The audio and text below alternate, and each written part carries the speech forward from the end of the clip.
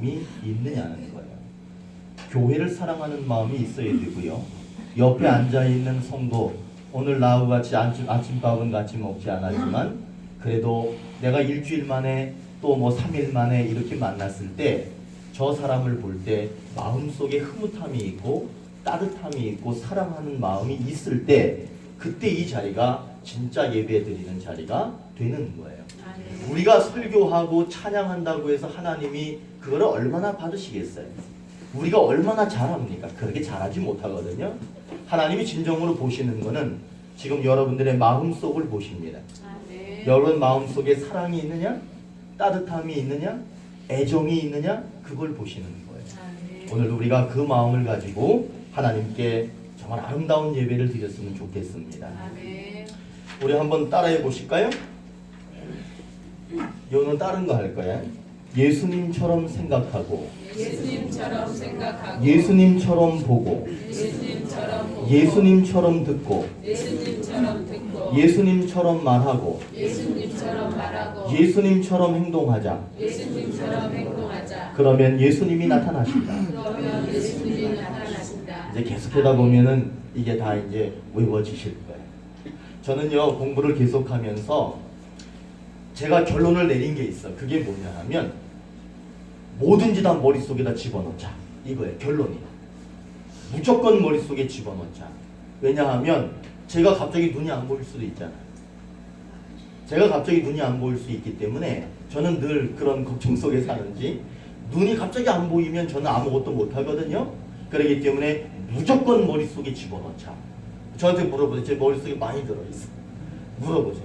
저는 그냥 적당히 보면서 적당히 하고 그런 거 별로 안 좋아해요. 확실하게 머릿속에 각인시킵니다. 여러분들도 제가 이 말씀을 드리는 이유는 무엇이냐 하면 하나님을 믿는다라고 하면 여러분 머릿속에 확실하게 새겨놔야 돼요. 내가 눈이 보이지 않아도 어쩌면 내가 숨을 못 쉬더라도 내 머릿속에 있는 그분은 지워지지 않는 그런 여러분들의 신앙이 되시기를 바랍니다. 아멘. 자, 한번 따라합니다. 죽음 앞에서 생명을 선택하면 주신 장소에서 만족하게 하신다. 오늘 김진환 집사님이 읽어주신 내용의 설교 내용이 이 내용이에요. 죽음 앞에서 생명을 선택하면 이건 내가 할 얘기예요. 자, 죽음 앞에서 우리는요 늘 죽음을 경험해요. 그 죽음 앞에서 무엇을 선택해야 되나 하면 생명을 선택하면 주신 장소라고 하는 것은 이 교회가 여러분에게 주신 장소예요. 여러분의 가정이 하나님이 주신 장소예요. 여러분의 직장이 하나님이 주신 장소예요. 그곳에서 만족하게 하신다는 거예요. 우리가 만족한 삶을 살기 위해서는 하나님이 우리에게 만족을 주시기 위해서는 죽음 앞에서 우리는 무엇을 선택해야 돼요? 에라 모르겠다 그냥 죽자 이게 아니에요. 내가 비록 지금 힘들고 어려운 상황 속에 있다 할지라도 부활하신 주님을 선택하고 그리고 나에게 생명을 주시는 그분을 선택하겠다. 내 상황이 아무리 힘들어도 나는 그럼에도 불구하고 죽지 않는다. 나는 다시 살아난다. 나는 생명을 믿는다. 생명의 주님이신 그분만 붙들겠다. 이런 결단을 하시면 하나님께서는 여러분들이 어떤 장소에 있든지 어느 곳에 계시든지 만족감을 주신다. 이렇게 약속하는 내용입니다. 한 주부가 있었는데 이 주부가 아이들이 둘이 있었는데 운동화가 막 떨어지는 걸 보면서도 그 운동화조차도 사줄 수가 없는 거예요. 그러니까 얼마나 좀 형편이 어려운지 아이들 둘이 있는데 사내 아이 둘이 있는데 운동화가 다 헤어졌는데도 불구하고 그걸 사줄 수가 없는 거예요. 경제적으로 많이 어렵다는 거죠. 근데 설상가상으로 저기 세탁기가 망가진 거야. 근데 개구장이 둘 키우고 남편도 뒷바라지하고 빨래가 많이 나오잖아요. 그래서 할 수 없이 컴퓨터를 뒤져보는 거야. 중고 세탁기를 파는 데가 있나 없나 이렇게 뒤져보니까 어느 집에서 중고 세탁기를 판다고 내놓은 거예요. 그래서 연락을 하고 거기에 가봤어. 문 앞에 갔더니 그 집이 얼마나인 줄 아세요? 어마어마하게 으리으리한 집인 거야. 초인종을 누르고 그 집 안에 들어가 보니까 가재도구가 최고급인 거야. 가구를 보니까 최고급이야. 우리들은 그런 건 없어도 보는 눈은 있잖아. 그분이 그런 건 없어도 보는 눈이 있는, 보는 곳곳마다 다 최고급으로 다 이루어진 그런 집이었어요. 중고 세탁기를 막 꺼내면서 그 부잣집 부부하고 대화를 나누었어요. 이런저런 나누다가 이 부인이 그런 얘기를 해요. 아유, 우리 집에는 아들 둘이 있는데 이놈들이 얼마나 개구진지 신발을 사주면은 신발이 금방 떨어진다고. 그래서 그냥 신발 사주기도 너무 벅차다. 이런 얘기를 막 하는 거예요. 그런 얘기를 하는데 그 집 부인이 집으로 방으로 떡 뛰어들어가는 거야. 그래서 이분이 세탁기 사러 온 분이 내가 무슨 실수했나? 내가 뭐 잘못 말했나 하니까 그 남편이 그렇게 얘기합니다. 우리 집에는 12살 된 딸아이가 하나 있습니다. 그런데 이 딸아이는 지금까지 12년 동안 한 번도 걸음을 걸어본 적이 없습니다. 12년 동안 한 번도 걸어보지 못한 장애아이입니다. 이렇게 얘기를 하는 거예요. 그때 이 주부가, 세탁기 사러 갔던 주부가 깨닫는 거예요. 그리고는 집에 돌아옵니다. 집에 돌아와 보니까 문을 여니까 거기에 다 헤어진 운동화가 거기에 있는 거야. 신발이 있는 거야. 이 주부가 그걸 보면서 회개합니다. 자기가 자기 형편에 대해서 불평했던 것을 회개합니다. 그리고 지금 다 헤어진 운동화 그것밖엔 줄 수 없지만 그럼에도 불구하고 우리 아이들이 건강한 것을 보면서 하나님께 감사의 기도를 드렸습니다. 여러분, 우리가 세상을 살아갈 때 여러 가지 많은 환경이 우리에게 엄습해 옵니다. 그때 불평하고 불만족하기보다는 만족하는 삶을 생각하시기를 바랍니다. 우리가 없는 것, 또 어려운 것 많이 있어요. 그러나 돌이켜보면 좋은 게 더 많습니다. 그리고 할 수 있는 게 훨씬 더 많습니다. 그렇기 때문에 우리가 불평했던 것들이 있다면, 우리 환경에 불평했던 것들이 있다면 오늘 이 시간에 다시 한번 돌이켜보는 그런 시간이 됐으면 좋겠습니다. 어떤 사람이 이런 말을 해요. 수많은 만족은 만족을 포기함으로써 얻게 된다. 상당히 철학적인 얘기예요. 내가 만족을 얻기 위해서는 그 만족하는 것을 버려야지만 만족할 수 있다는 거예요. 다시 얘기하면 이게 무슨 얘기냐 하면 내 자신이 스스로 만족을 얻기 위해서 고집스럽게 추구하는 게 있다는 거예요. 고집스럽게 추구하는 그것이 내게 만족을 주는 것 같지만 실제적으로 그것을 버릴 때 진짜 만족이 온다, 이렇게 말하는 거예요. 여러분, 우리들이요 세상에 살면서 내가 원하는 것들을 많이 가지려고 합니다. 그러다 보면 무엇을 잃어버릴 수 있느냐 하면 하나님을 잃어버립니다. 하나님의 뜻을 잃어버릴 수 있습니다. 가장 행복한 것은 하나님도 원하시고 내가 원하는 것을 소유하는 거죠. 그러나 인간은 본래 죄가 있기 때문에 하나님이 원하는 것보다는 인간이 원하는 것을 가지려고 합니다. 그렇기 때문에 여러분들이 진짜 만족을 원하신다면 여러분들이 만족하는 것을 포기하셔야 돼요. 그러면 하나님이 오십니다. 하나님이 함께 하십니다. 그리고 하나님이 여러분들을 지배합니다.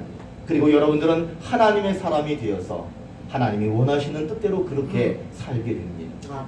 오늘 신명기 이 내용은 하나님께서 우리에게 분명하게 약속하시는 것이 있는데 그것이 뭐냐 하면 주신 장소에서 만족하게 하신다는 거예요. 여러분, 교회 나오면 만족하세요?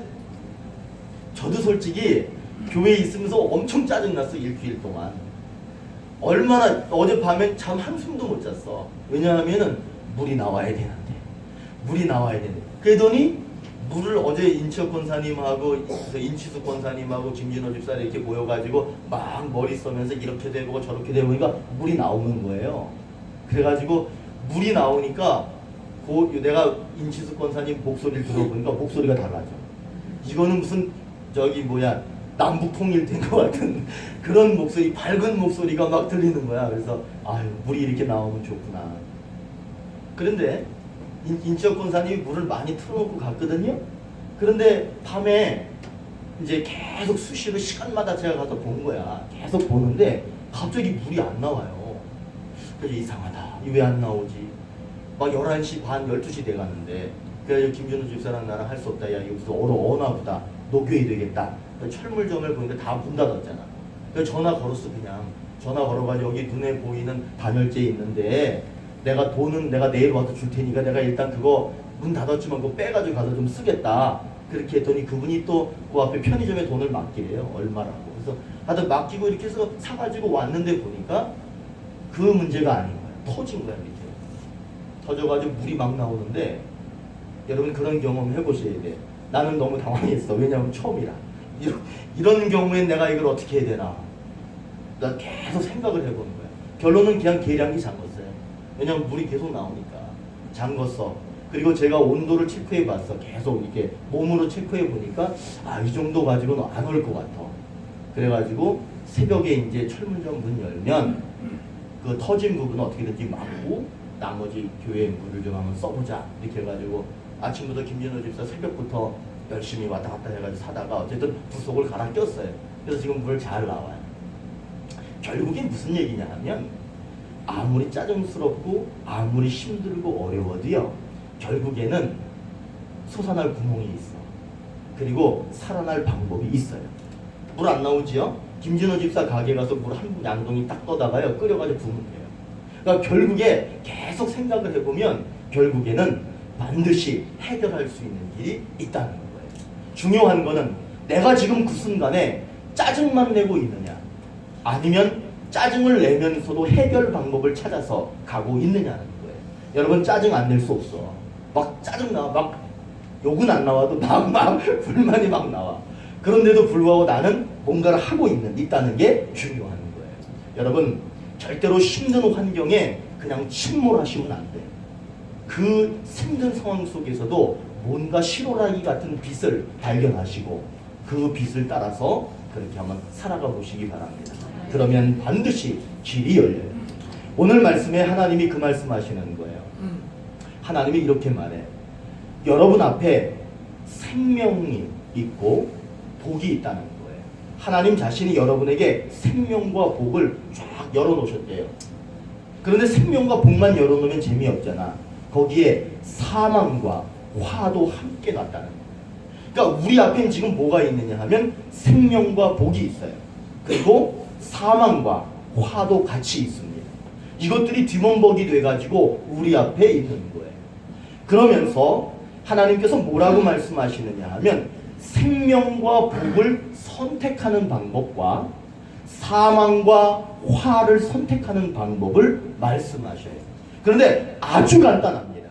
그 간단한 게 뭐냐 하면 생명과 복을 선택하는 것은 하나님의 말씀을 듣고 그 말씀을 들었으면 그 말씀에 그대로 순종하면 생명과 복을 선택하는 것이고 하나님의 말씀을 들을 때 마음으로 듣지 않고 마음을 돌이키지 않고 그냥 자기 생각대로 그렇게 살아가면 결국에는 사망과 화를 선택하는 삶이 된다. 이렇게 말씀하고 계시는 거예요. 이해되셨어요? 우리에게는요 빛도 있고요 어둠도 있어요. 행복도 있고요 불행도 있어요. 그런 것들이 혼재되어져 있는 이 세상 속에 우리는 지금 이렇게 살아갑니다. 그때 우리들은 하나님의 말씀에 초점을 맞추고 그 말씀에 순종하는 거예요. 그 말씀대로 따라가는 거예요. 그러면 생명과 복이 내게 오지만 우리가 말씀을 들었음에도 불구하고 귀로만 듣고 마음으로 듣지 않고 마음을 돌이키지 않으면 결국에는 사망과 화를 선택하게 되는 그런 삶이다. 이렇게 말하고 있는 겁니다. 아들이 있는 자에게는 생명이 있고 하나님의 아들이 없는 자에게는 생명이 없느니라. 이런 말씀이죠. 예수님을 선택하면 생명이 있고요.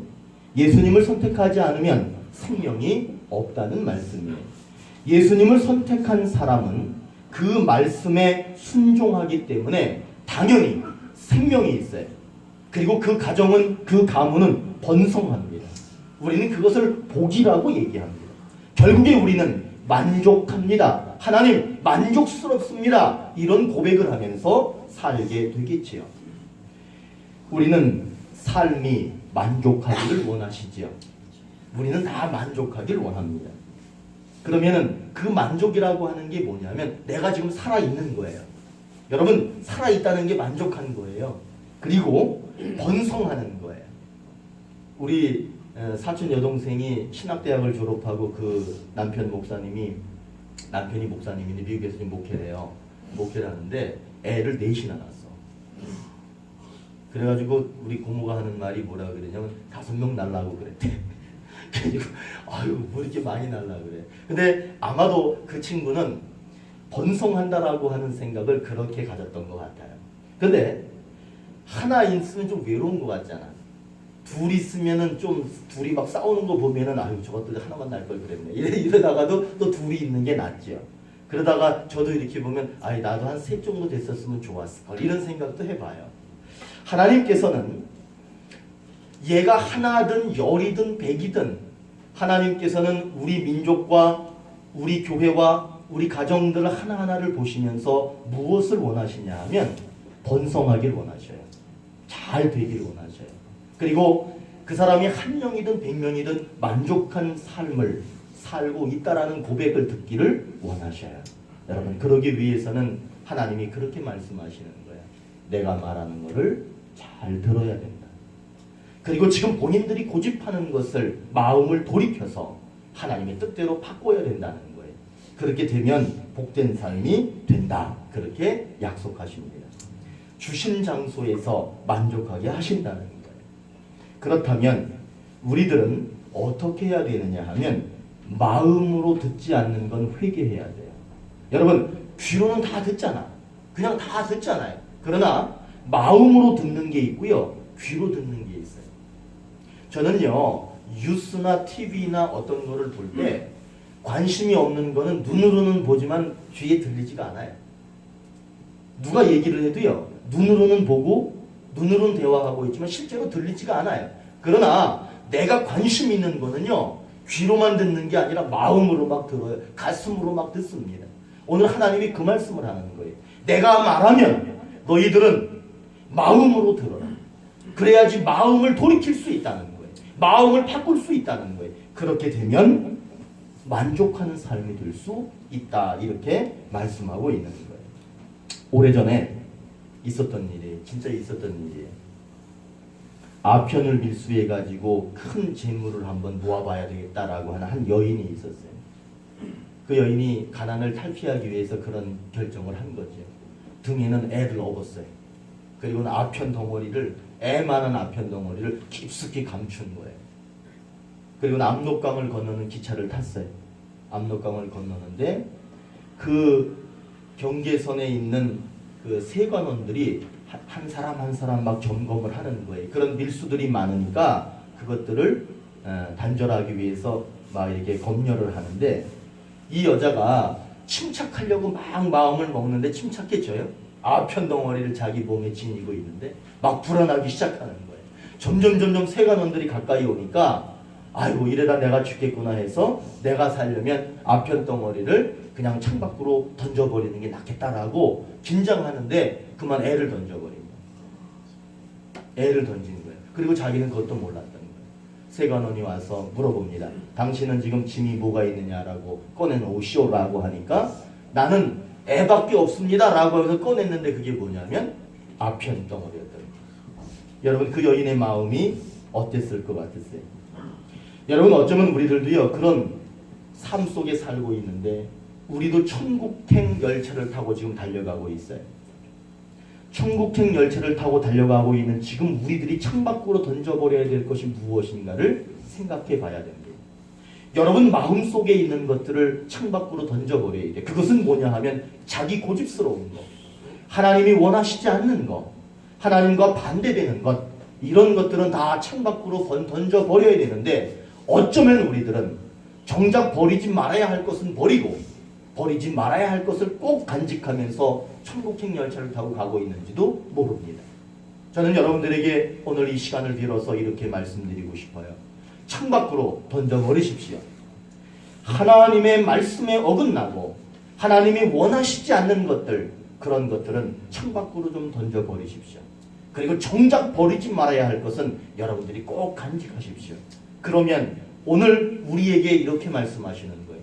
여기에 생명도 있고 복도 있고 사망도 있고 화도 있는데 우리가 버릴 건 버리고 간직할 걸 간직하면 하나님께서는 우리가 지금 사는 이 자리에서 만족하게 하신다. 그렇게 약속하고 계십니다. 우리들 앞에 펼쳐져 있는 생명과 복, 사망과 화, 여러분들은 어떤 것을 선택하시겠어요? 우리들은 하나님께서 옛다 하고 주는 게 아니에요. 하나님은 우리에게 선택할 기회를 주시는 거예요. 아담에게 뭐라고 그랬어요? 그 과일은 먹으면 안 된다. 그런데 결론은 뭐예요? 먹든지 말든지 그건 네가 알아서 할 일이다 그랬어요. 그러나 사람들은 보면 꼭 하나님이 원하시지 않는 걸 선택하는 경우가 많이 있습니다. 그렇기 때문에 오늘 제가 이 시간에 여러분에게 말씀을 드리는 거예요. 그러니 여러분들께서는 생명과 복을 선택하시기 바랍니다. 사망과 화는 던져버리시기 바랍니다. 그래서 오직 그 생명과 복을 가지고 하나님과 함께 그렇게 늘 살아가시기를 바랍니다. 여러분 그 돛담배 아시죠? 돛담배. 옛날에는 돛담배가 아마 여기 당진처럼 포구나 저런 데도 돛담배들이 있었을 거예요. 지금은 다 모터 달린 배를 타고 다 뭐 고기잡이도 하고 그러지만 아마 한때는 돛을 달고 그렇게 고기잡이를 했던 그런 시절이 있었죠. 그런데 아주 숙련된 그 뱃사공들이 있잖아. 어부들은요. 그 돛담배를 가지고 물고기 잡으러 갔다가 풍랑을 딱 만나면 그 사람들이 어떻게 하느냐 하면 제일 먼저 돛을 그 돛을 확 찢는데요. 바람이 막 불고 풍랑이 이러면 그 다음에 이게 뭐라 그래? 이게 돛인가 돛? 이거를 찢어버린대. 그리고는 그 돛을 막 잘라버린대. 그것을 쓰리켜버린다는 거예요. 왜냐하면 그렇게 하면 살 수 있대요. 결국 무슨 얘기냐 하면 아깝잖아요. 그거 다시 이렇게 배 고기 잡으러 나가기 다시 시설하려면 비싸잖아. 돈도 들어가고. 그러나 숙련된 사람들은 자기가 살기 위해서 돛을 자르고 돛을 찢어버린다는 거예요. 그런데 이제 초보자들은 그것을 다 지키기 위해서 끝까지 자르지도 않고 그대로 유지한다는 거예요. 결국에는 풍랑에 밀려서 배가 전복돼서 생명을 잃어버린다는 거예요. 여러분, 우리들이 생명을 얻기 위해서는 버려야 될 것은 버려야 돼요. 그리고 우리가 손해 볼 것은 손해 봐야 됩니다. 그러나 우리가 끝까지 손해 보지 않고 그걸 지키려고 하다 보면 결국에는 생명을 잃어버릴 수 있다는 거예요. 오늘 제가 결론을 말씀드릴게요. 오늘 말씀은 그거예요. 하나님이 우리 앞에 뭘 펼쳐 놓으셨다는 거예요? 생명과 복, 그 다음에 정반대되는 것, 사망과 화를 이 세상에 펼쳐 놓으셨다는 거예요. 그걸 선택하는 것은 누가 하는 거냐 하면 내가 하는 거예요. 우리가 그걸 선택하는 길은 뭐냐 하면 말씀을 무엇으로 들어야 되느냐 하면 마음으로 들어야 돼요. 그래야지만 마음을 돌이킬 수가 있어요. 마음을 돌이켰을 때 우리는 생명과 복을 얻게 되는 거예요. 그러나 마음으로 듣지 않고 건성으로 듣고 내 마음을 돌이키지 않으면 결국에는 사망과 화를 얻게 된다는 말씀이 오늘의 말씀이에요. 여러분들 하나님의 말씀을 깊이 들으시고 그리고 그 말씀에 늘 따라 사는 그런 삶이 되시길 바랍니다. 아멘. 그래서 저는 여러분 한 사람 한 사람이 여러분 가정마다 생명이 있고 복이 있고 번성하는 그런 은혜만 있기를 주의 이름으로 축원합니다. 아멘. 우리 잠시 기도하겠습니다. 침묵 기도하겠습니다.